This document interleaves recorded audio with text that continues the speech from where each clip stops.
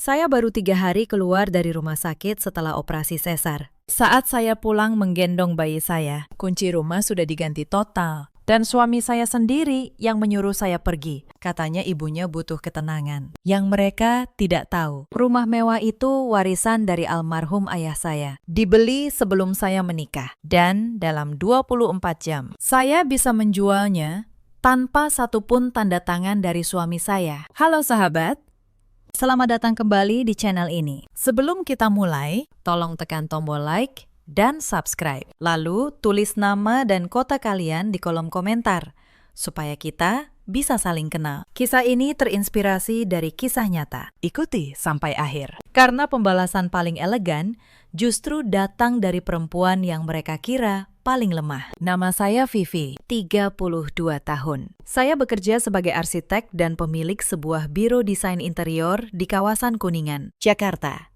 Sudah 6 tahun saya menikah dengan Agung. Selama itu pula, saya selalu mengalah demi menjaga harga dirinya sebagai seorang suami. Taksi biru itu berhenti perlahan di depan pagar besi rumah kami di Pondok Indah. Saya menarik napas panjang. Bekas jahitan operasi yang baru 3 hari itu terasa seperti ditarik setiap kali saya bergerak. Saya menggendong bayi mungil saya dengan sangat hati-hati. Dalam kepala saya hanya ada satu keinginan, merebahkan tubuh di kasur sendiri, mencium aroma kamar saya, dan memulai hidup baru sebagai seorang ibu. Namun ada yang ganjil sore itu. Biasanya, pagar selalu terbuka sedikit, atau lampu teras sudah menyala. Rumah itu tampak tertutup rapat, seolah tidak ada kehidupan di dalamnya. Sopir taksi membantu saya turun.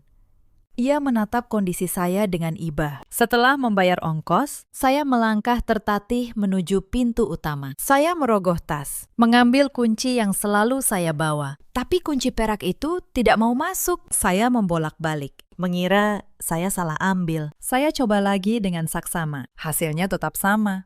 Lubang kuncinya berbeda, lebih baru, lebih mengkilap dari yang terakhir saya ingat. Rasa panik merayap di dada. Apakah rumah saya dibobol atau Agung mengganti pintu tanpa memberitahu saya? Saya mengetuk pelan, berharap suami saya segera membuka dan menjelaskan. Beberapa menit berlalu dalam keheningan. Akhirnya terdengar langkah kaki. Grendel, pintu dibuka dengan kasar. Saat pintu terbuka, bukan wajah hangat Agung yang menyambut, melainkan wajah datar dan dingin Ibu Ratna, mertua saya. Ibu Ratna berdiri tegak di ambang pintu. Ia mengenakan daster sutra milik saya, yang tidak pernah saya izinkan dipakai siapapun. Tidak ada binar kebahagiaan melihat cucu pertamanya pulang. Ia justru melipat tangan, menatap saya dari kepala sampai kaki dengan tatapan merendahkan. "Mau apa kamu kesini?" tanyanya dingin. Saya tertegun.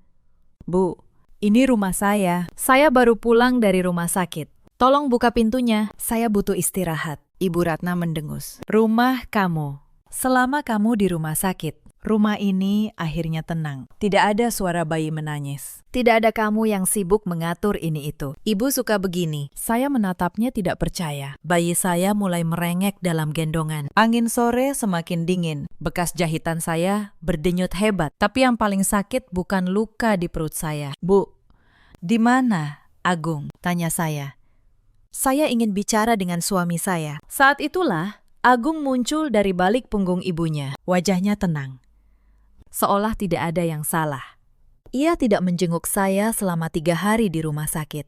Dan sekarang, ia menatap saya seperti menatap orang asing. "Vi," katanya pelan, "sebaiknya kamu menginap dulu di rumah ibumu. Ibu butuh ketenangan beberapa minggu ini. Kamu kan istri yang pengertian." Saya merasa dunia berhenti berputar. "Agung, saya baru melahirkan anakmu. Anak kita baru 3 hari. Kamu menyuruh saya pergi malam-malam begini." Agung menghela nafas, seolah saya yang menyusahkan. "Jangan dibesar-besarkan. Cuma sementara. Ibu sudah berkorban banyak untuk keluarga kita. Sekarang giliran kamu mengerti perasaan ibu." Ibu Ratna tersenyum tipis di belakangnya. Senyum kemenangan. Lalu, pintu itu ditutup pelan-pelan. Tepat di depan wajah saya. Saya berdiri di teras, menggendong bayi yang menangis. Dengan tas perlengkapan tergeletak di lantai. Air mata saya turun tanpa suara. Bukan karena saya lemah, tapi karena saya tidak pernah menyangka pria yang saya pilih sebagai imam tega menjatuhkan saya sedalam ini. Saya memungut tas saya. Saya tidak akan mengetuk lagi. Saya tidak akan memohon. Saya menelpon taksi. Dan dalam diam, saya membisikkan satu janji pada bayi saya. Kita akan kembali ke rumah ini. Bukan untuk meminta, tapi untuk mengambil apa yang memang menjadi hak kita. Di dalam taksi yang menjauh dari kompleks itu, otak saya mulai bekerja. Setiap kali ban mobil melindas jalan berlubang, nyeri tajam menghujam bekas jahitan saya. Saya menggigit bibir kuat-kuat agar tidak mengerang dan membangunkan bayi saya. Saya menatap lampu jalan yang menyala satu persatu. Kota yang selama ini saya anggap rumah tiba-tiba terasa asing. Air mata saya sudah mengering, tapi di dalam dada saya ada badai yang baru saja terbentuk. Taksi berhenti di depan rumah sederhana berhalaman bunga. Itu rumah Ibu Sarah, ibu kandung saya. Pintu sudah terbuka, bahkan sebelum saya sempat mengetuk. Ibu berlari keluar dengan wajah penuh kekhawatiran. Melihat anaknya pucat pasi menggendong bayi di pinggir jalan, tanpa banyak bertanya. Ibu mengambil alih bayi dari gendongan saya dan membimbing saya masuk di kamar kecil yang masih tertata rapi seperti dulu. Saya bersandar di tumpukan bantal. Ibu mengompres bekas jahitan saya dengan air hangat, lalu memastikan cucunya tertidur lelap. Malam itu, ponsel saya bergetar di atas nakas. Sebuah pesan dari Agung. Bukan permintaan maaf, bukan pertanyaan soal kesehatan saya. Isinya hanya perintah dingin. Agung menulis bahwa saya tidak boleh kembali sampai Ibu Ratna memberi izin. Ia menegaskan, sebagai kepala keluarga, ia berhak menentukan siapa yang tinggal di rumah itu. Ia bahkan menambahkan, saya harus belajar menjadi istri yang lebih pengertian dan tidak egois membawa bayi dekat ibunya yang sedang ingin tenang. Saya menatap layar itu dengan tatapan kosong. Titah sang suami, bisik saya dalam hati. Agung benar-benar buta karena pengabdian yang salah arah pada ibunya. Saya meletakkan ponsel dan untuk sejenak, pikiran saya melayang ke masa lalu. Saya bertemu Agung 6 tahun lalu di sebuah proyek renovasi kantor tempatnya bekerja. Saya arsiteknya, ia manajer yang mengurus anggaran. Waktu itu ia tampak sederhana, sopan, penuh perhatian. Saya jatuh hati pada pria yang saya kira akan menghargai saya apa adanya. Sejak awal, ibu saya sudah memperingatkan. Ibu Sarah merasa ada yang janggal dengan cara Ibu Ratna memandang saya. Seperti memandang sumber uang, bukan calon menantu. Tapi saya terlalu jatuh cinta untuk mendengar. Saya yakin cinta bisa mengalahkan segalanya. Retakan pertama muncul tak lama setelah menikah. Setiap keputusan dalam rumah tangga kami harus melewati Ibu Ratna. Mau membeli perabot, harus izin ibu. Mau liburan, harus mengajak ibu. Bahkan soal kapan kami punya anak pun, Ibu Ratna ikut menentukan. Agung tidak pernah membela saya. Setiap kali saya keberatan, ia hanya berkata, "Sudahlah, demi ketenangan." Ibu kan sudah berkorban banyak.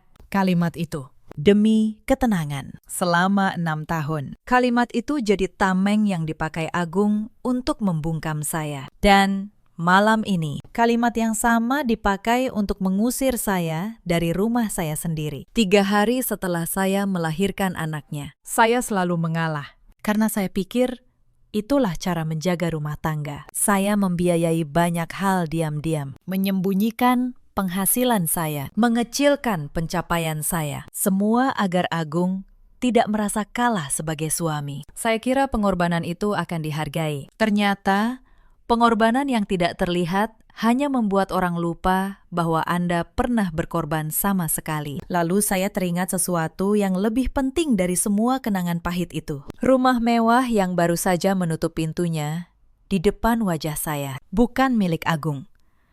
Bukan harta bersama kami. Itu adalah hadiah dari almarhum ayah saya. Dibeli tunai sebagai warisan untuk saya seorang. 2 tahun sebelum saya menikah dengan Agung. Sertifikatnya atas nama saya. Tersimpan rapi di berangkas kecil di rumah ibu saya ini. Selama ini saya diam, membiarkan Agung merasa itu rumah keluarga kami, demi menjaga harga dirinya. Saya tidak pernah mengungkit.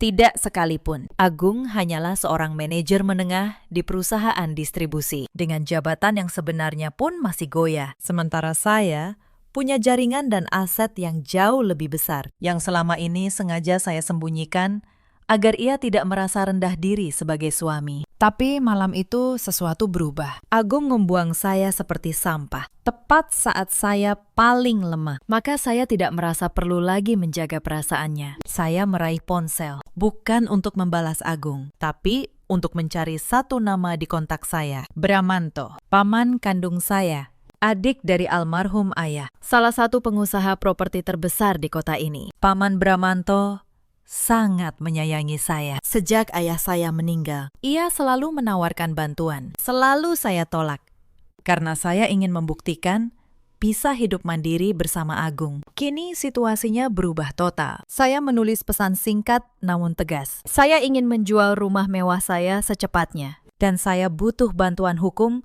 agar transaksi ini bersih. Tidak bisa diganggu-gugat oleh pihak manapun, termasuk Agung. Hanya butuh beberapa menit. Ponsel saya berdering. Suara Paman Bramanto di seberang terdengar marah, namun terkendali. Ia bilang ia sudah curiga sejak lama bahwa saya menderita. Ia berjanji, besok pagi semuanya akan bergerak. Saya menutup telepon. Untuk pertama kalinya sejak sore itu, saya bisa bernapas. Saya menatap bayi saya yang tertidur. Besok, bisik saya, mereka akan menyesali hari ini. Tapi mereka tidak menunggu sampai besok untuk menambah luka. Tengah malam, ponsel saya kembali bergetar. Kali ini bukan dari Agung, tapi dari Ibu Ratna sendiri. Saya tertegun. Karena selama 6 tahun, ia hampir tidak pernah mengirim pesan langsung pada saya. Saya membuka pesan itu dengan dada berdebar. Isinya bukan pertanyaan soal cucunya. Ibu Ratna menulis bahwa selama ini, ia merasa keluarga Agung selalu kekurangan, sementara saya hidup nyaman. Ia menuntut saya menyerahkan tabungan keluarga kami untuk merenovasi rumah, sebagai bukti bahwa saya menantu yang tahu balas budi. Ia bahkan menyebut angka 500 juta, seolah itu uang receh. Saya membaca pesan itu 2 kali. Tangan saya dingin, bukan karena takut, tapi karena marah. Mereka mengusir saya, lalu menuntut uang saya. Saya tidak membalas. Saya hanya mengambil tangkapan layar pesan itu dan menyimpannya rapi. Setiap kata akan jadi bukti. Esok paginya, masalah datang dari arah lain. Adik ipar saya, Wulan, menelpon. Suaranya manis dibuat-buat, seolah ia peduli. Wulan, adik perempuan Agung, 29 tahun. Yang sejak dulu paling pandai bermain di belakang. Wulan bilang ia menelpon untuk membantu. Katanya, Ibu dan Agung sebenarnya menyayangi saya, hanya sedang banyak tekanan. Ia menyarankan, demi kebaikan bersama, sebaiknya saya menandatangani satu surat saja. Surat persetujuan agar rumah Pondok Indah dialihkan ke nama Agung secara penuh, supaya tidak ada lagi pertengkaran soal kepemilikan. Saya hampir tertawa. Jadi, inilah rencana mereka, mengusir saya, melemahkan saya saat baru melahirkan, lalu membujuk saya menyerahkan hak atas warisan ayah saya dengan iming-iming damai. Wulan, kata saya, tenang, kirim saja surat itu, saya akan mempertimbangkannya. Wulan girang, ia tidak sadar bahwa saya sudah punya rencana sendiri. Sore itu, sebuah amplop dikirim ke rumah ibu saya. Di dalamnya ada surat pengalihan hak yang sudah disiapkan, lengkap dengan kolom tanda tangan saya. Bahkan sudah ada materai. Mereka begitu yakin saya akan menyerah. Saya tidak menandatangani apapun.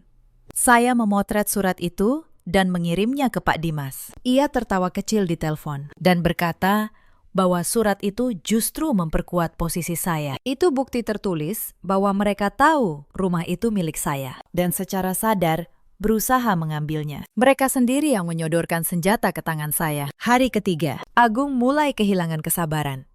Ia datang ke rumah ibu saya, menggedor pintu siang bolong. Ibu Sarah menghalanginya masuk dari dalam kamar.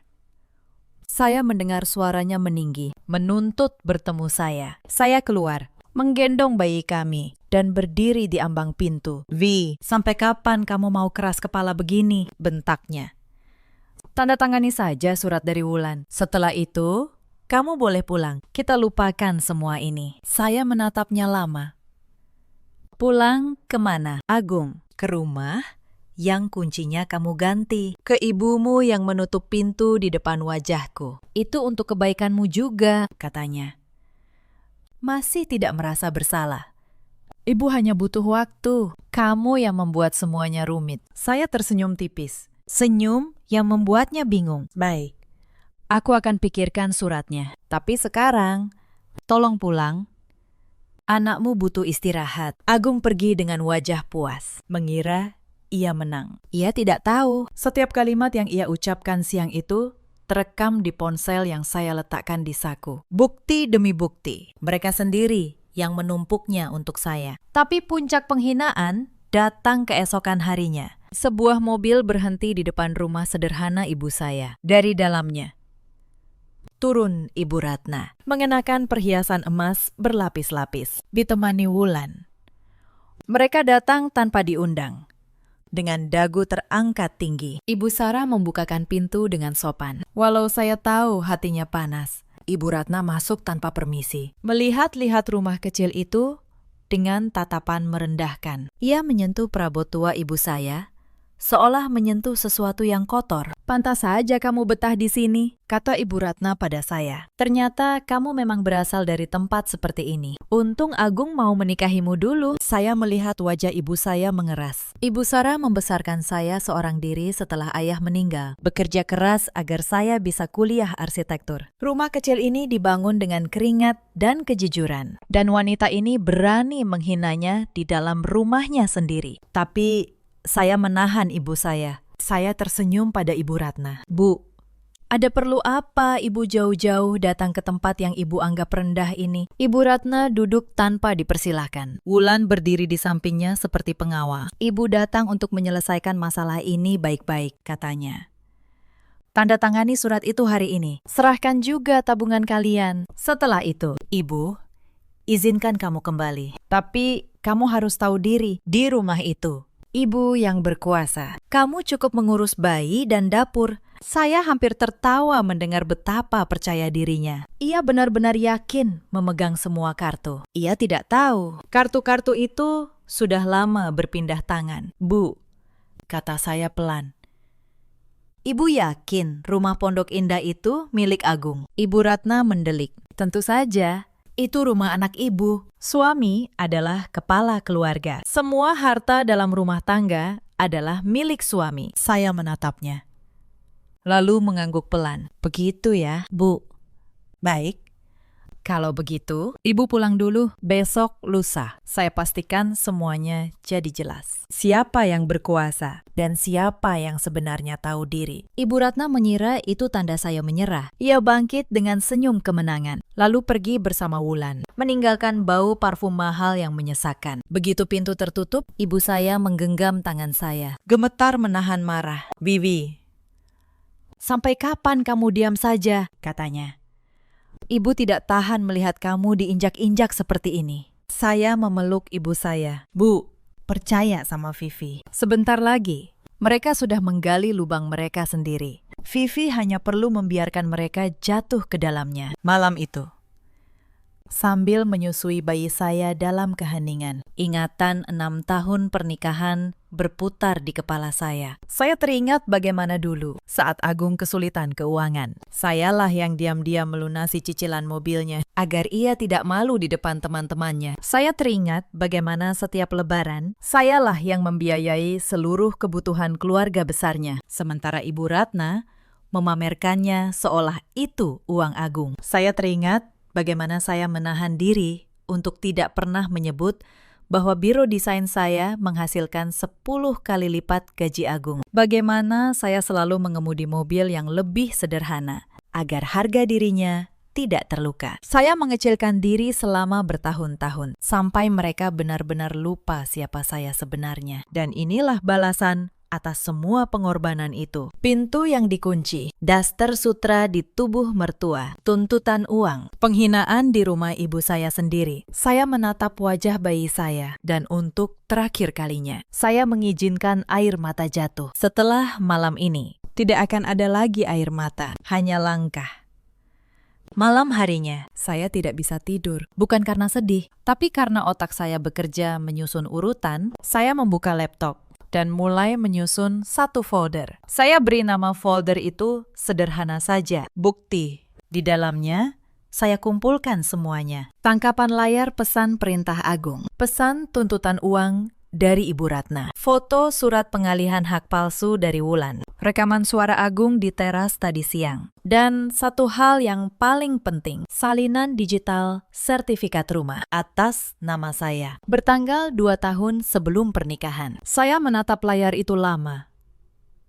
Mereka pikir saya perempuan lemah yang baru melahirkan, yang akan menyerah demi ketenangan. Mereka tidak tahu, perempuan yang paling tenang justru yang paling berbahaya saat ia memutuskan untuk berhenti mengalah. Keesokan paginya, saya bangun bukan karena nyeri, melainkan karena tangisan bayi saya. Saya menggendongnya, menatap wajah mungil yang sangat mirip Agung. Tapi tidak ada lagi benci di hati saya. Yang ada hanya tekad. Pukul 9 pagi, sebuah sedan hitam mewah keluaran terbaru berhenti di depan rumah ibu saya. Seorang pria paruh-baya berjas rapi turun, membawa koper kerja kulit. Itu Pak Dimas, pengacara senior sekaligus tangan kanan Paman Bramanto. Ibu Sarah membukakan pintu. Saya mempersilakan Pak Dimas duduk di ruang tamu sederhana itu. Tanpa basa-basi, ia membuka tas kerjanya dan mengeluarkan setumpuk dokumen yang sudah tersusun rapi. Pak Dimas menyampaikan pesan langsung dari Paman Bramanto. Pamannya sangat murka mengetahui keponakan kesayangannya diperlakukan seperti gelandangan oleh suaminya sendiri. Bramanto sudah siap mengerahkan seluruh kekuatan hukum dan finansialnya untuk menghancurkan Agung hari ini juga. Namun, sesuai permintaan saya semalam, semuanya harus dilakukan secara elegan, terstruktur, dan terukur. Tanpa keributan, tanpa adu mulut, hanya hukum yang berbicara. Pak Dimas meminta saya menyerahkan sertifikat asli rumah itu untuk segera diproses balik nama secara kilat. Saya menyerahkan map merah dari brankas tanpa keraguan. Ia memeriksa keaslian dokumen dengan teliti, lalu mengangguk puas. Ia menjelaskan secara hukum, karena rumah itu harta bawaan dari warisan, dibeli sebelum pernikahan, dan bukan harta bersama. Saya memiliki hak mutlak untuk menjual atau mengalihkannya, tanpa persetujuan, tanpa pemberitahuan, tanpa satupun tanda tangan dari Agung. Paman Bramanto, lanjut Pak Dimas, telah memutuskan membeli rumah itu secara tunai, dengan harga pasar tertinggi, melalui perusahaan propertinya. Prosesnya dipotong jalur prioritas notaris langganan perusahaan dalam waktu kurang dari 24 jam. Status kepemilikan rumah itu resmi berpindah menjadi aset korporasi. Saya mendengarkan setiap detail dengan senyum tipis. Rencana ini berjalan jauh lebih mulus daripada yang saya bayangkan. Pak Dimas kemudian menyodorkan beberapa lembar dokumen, akta pengikatan jual beli, dan surat kuasa penuh untuk eksekusi pengosongan dengan tangan yang mantap, tanpa getaran sedikit pun. Saya menggoreskan pena di atas kertas-kertas itu. Setiap tarikan tanda tangan adalah simbol pemutusan rantai penderitaan yang selama ini membelenggu saya. Saya menyadari, mulai detik ini, Agung dan Ibu Ratna secara hukum tidak lebih dari penyusup liar yang menduduki properti milik sebuah perusahaan. Selain dokumen penjualan, Pak Dimas memberi saya draft awal gugatan cerai dan permohonan hak asuh penuh anak. Semuanya sudah disiapkan tim hukum terbaik di kota ini, mengunci setiap celah, tanpa menyisakan ruang sedikit pun bagi Agung untuk melawan. Sementara itu, di rumah Pondok Indah, Agung sedang bersantai di sofa kulit mahal. Ia menyesap kopi buatan ibunya sambil menonton siaran olahraga dengan wajah penuh kepuasan. Ia merasa jumawa karena merasa berhasil menundukkan istrinya yang ia anggap keras kepala. Di teras belakang, Ibu Ratna baru selesai menelpon pemborong taman. Ia berencana merombak halaman, membuat kolam ikan koi mewah, menggunakan uang yang ia yakini akan segera ia peroleh dari saya. Mereka berdua tertawa lepas di ruang makan, merencanakan kehidupan tenang tanpa tangisan bayi atau omelan istri yang menurut mereka terlalu perhitungan. Mereka sama sekali tidak menyadari bahwa tanah yang mereka injak, atap yang melindungi mereka, bahkan sofa yang mereka duduki, sedang berpindah tangan pada detik itu juga. Keangkuhan telah membutakan mata dan hati mereka. Mereka tidak tahu Kunci rumah yang mereka ganti itu kini berarti apa-apa karena kunci yang sesungguhnya, kunci kepemilikan, ada di tangan saya. Sore harinya, saya duduk di depan laptop. Jari-jari saya bergerak lincah, bukan untuk mengerjakan proyek desain seperti biasa, melainkan untuk masuk ke sistem keamanan pintar rumah mewah itu. Selama ini, Agung tidak pernah tahu bahwa sistem itu saya pasang sendiri dengan akun administrator atas nama saya. Saya yang merancang seluruh instalasi rumah pintar itu dulu, dari kamera, kunci digital cadangan, sampai panel listrik. Agung hanya memakai, tidak pernah peduli siapa yang memegang kendali utamanya. Saya tidak melakukan apapun yang ilegal. Saya hanya memeriksa, memastikan, dan mengunduh rekaman. Rekaman kamera teras yang merekam, jelas Ibu Ratna menutup pintu di depan wajah saya.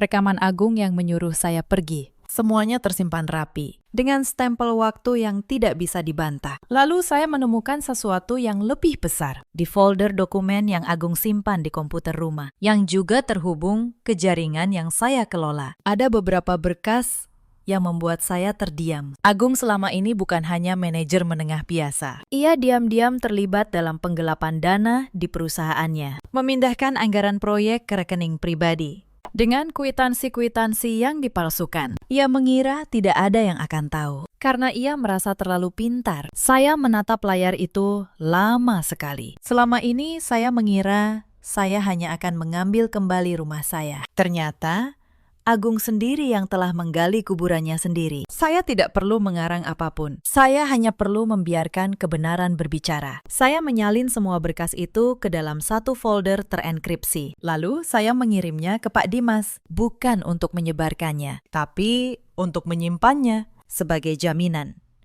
Jika Agung berani melawan keputusan pengadilan nanti, di sela semua persiapan itu, saya tetap seorang ibu. Pagi hari berikutnya, saya harus membawa bayi saya kontrol ke dokter. Di ruang tunggu klinik, saya bertemu seorang ibu muda lain yang juga baru melahirkan. Ia bercerita betapa suaminya menungguinya siang malam di rumah sakit. Saya hanya tersenyum, menahan sesuatu yang menyesak di dada. Saat itu, saya sadar, luka terbesar saya bukan soal rumah, bukan soal harta, tapi soal seorang suami yang memilih ketenangan ibunya di atas keselamatan istri dan bayinya sendiri. Itu yang tidak akan pernah bisa dibeli kembali, bahkan dengan permintaan maaf. Dokter memeriksa bayi saya dan berkata, anak saya sehat, hanya kurang berat sedikit. Mungkin karena ibunya stres. Saya mengangguk. Malam itu, saya berjanji pada diri sendiri, apapun yang terjadi pada Agung, saya tidak akan pernah membiarkan anak saya tumbuh dalam rumah yang dingin seperti itu. Sementara saya menyiapkan semuanya dalam diam, di Pondok Indah. Mereka justru semakin sombong. Mbak Asih,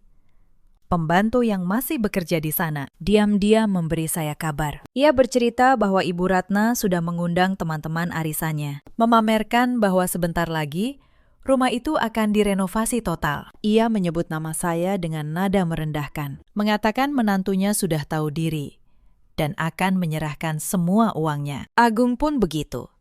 Ia mulai bercerita pada rekan-rekan kantornya bahwa istrinya yang keras kepala akhirnya pergi dan rumah jadi miliknya sepenuhnya. Ia bahkan mulai melirik mobil baru, mengira sebentar lagi akan ada banyak uang masuk. Saya mendengar semua itu dengan tenang. Mereka sedang membangun istana megah di atas pasir yang sebentar lagi runtuh. Dan saya tidak akan memperingatkan mereka. Mereka sudah memilih untuk tidak mendengar saat saya masih mengalah. Sekarang biarkan kenyataan yang berbicara. Pak Dimas menelpon. Semua dokumen sudah siap. Notaris sudah menjadwalkan proses balik nama kilat untuk besok pagi. Yang ia butuhkan hanya satu, sertifikat asli rumah dari tangan saya langsung. Malam itu, saya menelpon satu orang lagi, Mbak Asih, pembantu yang sudah lama bekerja di rumah Pondok Indah. Wanita baik yang selalu memperlakukan saya dengan hormat. Dan sering saya bantu diam-diam untuk biaya sekolah anaknya. Mbak Asih menangis di telepon. Ia bercerita bahwa sejak saya pergi, Ibu Ratna memperlakukannya semakin kasar, bahkan mengancam akan memecatnya tanpa pesangon. Saya berkata pelan, Mbak, besok mungkin akan ada keributan di rumah itu. Apapun yang terjadi, Mbak tidak usah takut. Mbak hanya perlu bersaksi jujur. Soal apa yang Mbak lihat malam saya diusir? Mbak Asih terdiam sejenak. Lalu ia berkata bahwa ia sudah lama ingin ada yang membela kebenaran. Ia bersedia bersaksi. Saya berterima kasih dan menjanjikan bahwa apapun yang terjadi, masa depannya akan saya jamin. Larut malam itu, ponsel saya berdering sekali lagi. Agung, mungkin ia mulai merasa ada yang salah. Mungkin instingnya berbisik bahwa istri yang ia kira sudah ia tundukkan justru sedang menyiapkan sesuatu. Saya menatap nama itu di layar, berkedip-kedip dalam gelap. Dulu, saya pasti akan langsung mengangkatnya. Saya akan cemas, takut ia marah. Takut rumah tangga kami retak. Tapi malam itu, saya hanya menatap layar itu sampai deringnya berhenti sendiri. Lalu, saya mematikan ponsel dan meletakkannya menelungkup di meja. Untuk pertama kalinya, saya memilih ketenangan saya sendiri di atas kenyamanannya. Saya menutup telepon dan menatap langit malam dari jendela. Semua bidat sudah di tempatnya. Besok pagi, papan catur ini akan bergerak. Dan untuk pertama kalinya, sayalah yang memegang setiap langkahnya. Sebelum tidur, saya menelpon Paman Bramanto sekali lagi. Saya menjelaskan satu permintaan terakhir. Saya tidak ingin ada kekerasan, tidak ada teriakan. Tidak ada keributan yang bisa menakuti tetangga atau mempermalukan keluarga di depan umum. Saya ingin semuanya berjalan tenang, sesuai hukum.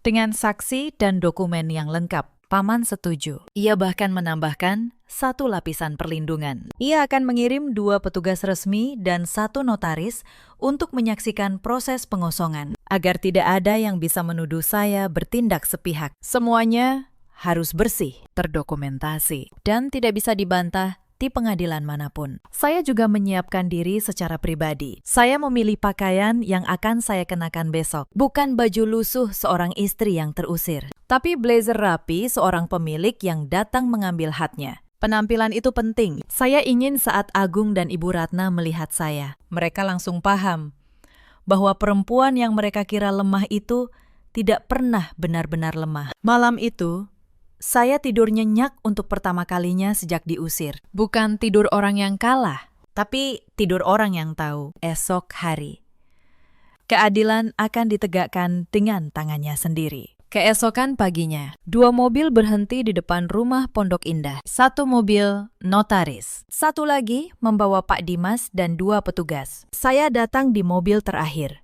mengenakan blazer rapi, dengan bayi saya yang dititipkan pada ibu di rumah. Saya tidak datang sebagai istri yang memohon. Saya datang sebagai pemilik sah yang akan mengambil kembali haknya. Agung membuka pintu dengan wajah kantuk dan kaget. Ibu Ratna muncul di belakangnya, masih dengan daster sutra saya. Melihat rombongan orang berjas di teras, wajah keduanya berubah. "Ada apa ini?" tanya Agung. Mencoba terdengar berwibawa. Pak Dimas maju selangkah dengan tenang.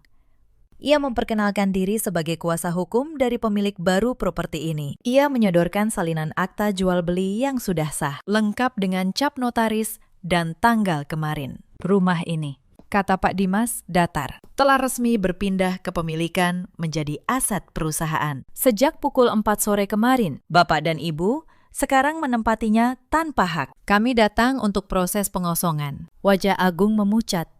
"Tidak mungkin. Ini rumah saya. Tidak ada yang bisa menjual tanpa tanda tangan saya." Saya melangkah maju untuk pertama kalinya sejak diusir. Saya menatap mata suami saya tepat-tepat. "Rumah ini tidak pernah jadi milikmu, Agung," kata saya tenang.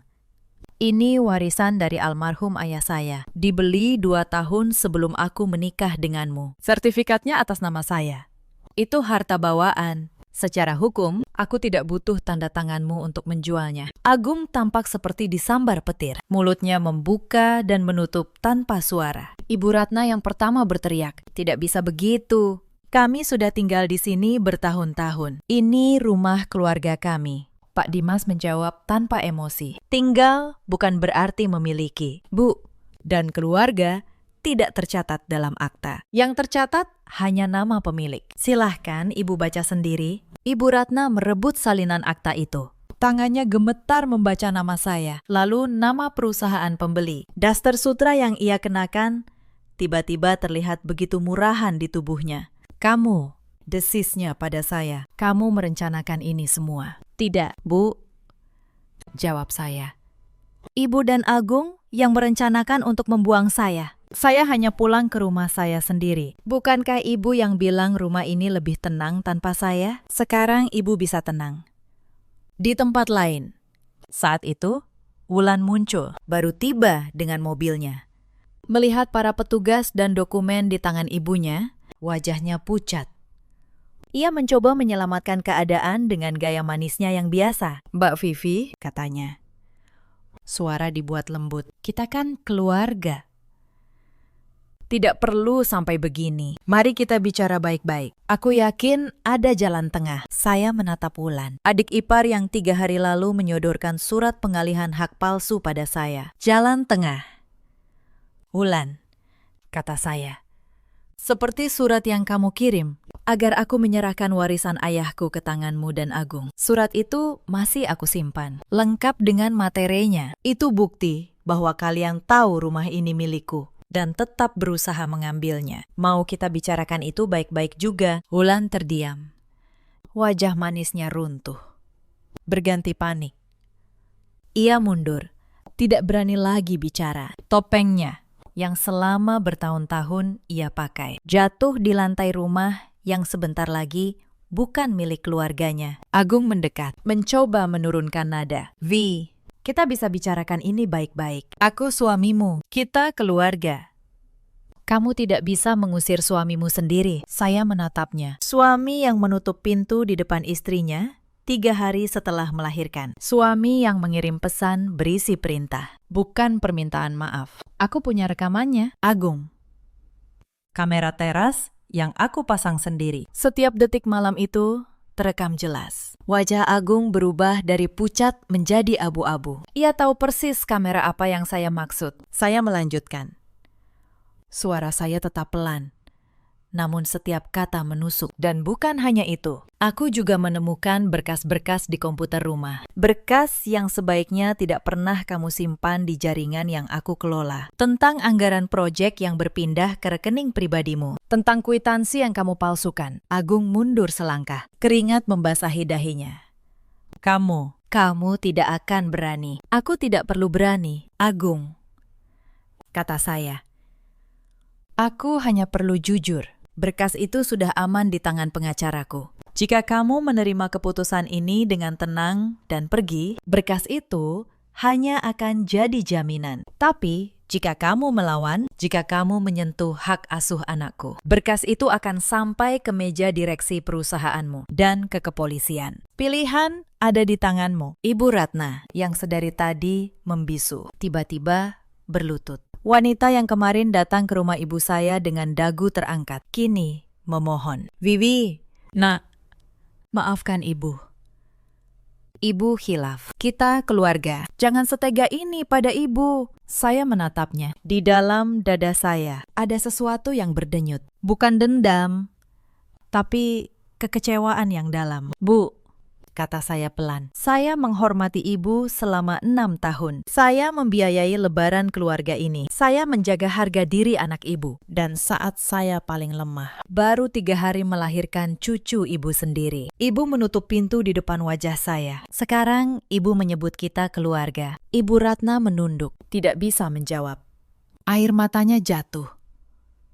Tapi sudah terlambat. Ruangan itu hening total. Ibu Ratna terduduk di sofa kulit yang sebentar lagi bukan miliknya. Agung berdiri mematung, menyadari bahwa setiap pintu telah dikunci, dan kuncinya ada di tangan saya. Pak Dimas memberi waktu 2 jam untuk mengemasi barang pribadi. Petugas akan mengawasi proses pengosongan. Saya tidak ingin melihat lebih lama. Saya berbalik menuju pintu. Tapi Mbak Asih, pembantu itu, berlari kecil menghampiri saya di depan Agung dan Ibu Ratna. Ia berkata lantang bahwa ia melihat semuanya malam itu, bahwa ia siap bersaksi di pengadilan soal bagaimana saya diusir dalam kondisi baru melahirkan. Ibu Ratna menatapnya penuh kebencian, tapi tidak bisa berkata apa-apa. Saya menggenggam tangan Mbak Asih. "Terima kasih, Mbak. Mulai hari ini, Mbak tidak bekerja untuk mereka lagi. "Mbak, ikut saya. Gaji dan biaya sekolah anak Mbak, saya yang tanggung."